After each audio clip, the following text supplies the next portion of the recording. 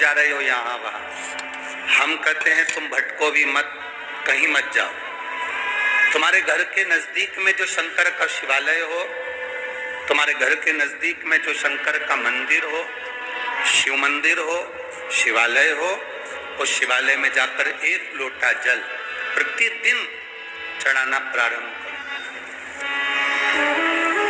जो प्रतिदिन भगवान शंकर के मंदिर में एक लोटा जल समर्पित करता है, उसका हाथ महादेव पकड़ लेता है, फिर ऐसे ही नहीं छोड़ता, उसको मंजिल तक पहुंचाकर छोड़ता है।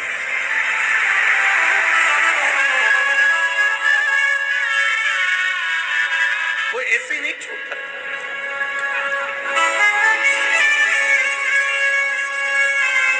आपने अगर उस पर भरोसा करा है,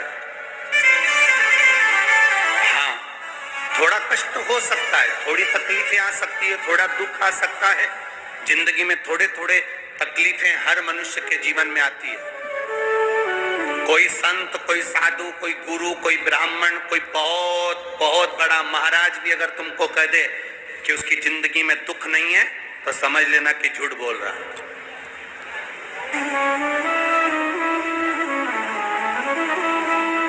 मेरे राम जी महाराज भी इस पृथ्वी पर जन्मे तो उनकी जिंदगी में भी दुख आया।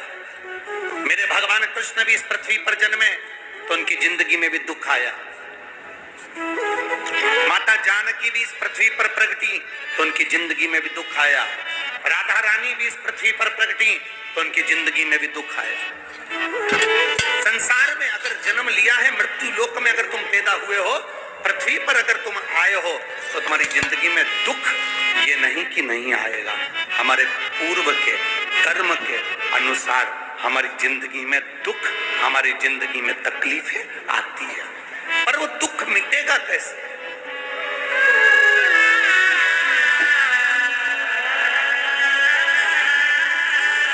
राम जी का दुख कैसे मिटा था? राम पथ गमन में जहां जहां चलकर देखो, चलो आपके पास में है पंचवटी, आपके पास में नासिक लगा हुआ है, पंचवटी लगी हुई। ये कथा 19 तारीख को पूर्ण हो जाएगी। 21 तारीख को नासिक में माता गोदावरी के तट पर पंचवटी में 5 दिवसीय कार्तिक महीने में कथा लोगों को श्रवण करने के लिए भक्तों को मिल जाएगी। आपके नजदीक में लगी है पंचवटी, चलो जाओ। जितने राम जी महाराज अयोध्या से लंका तक गए, उसके बीच में जितने राम जी के मंदिर नहीं है, उससे अधिक शंकर जी के मंदिर हैं। उसका कारण केवल एक है, राम जी जहां रुकते थे वहां शंकर भगवान के शिवलिंग की स्थापना करते थे, पूजन करते थे और वहां से फिर आगे बढ़ते थे।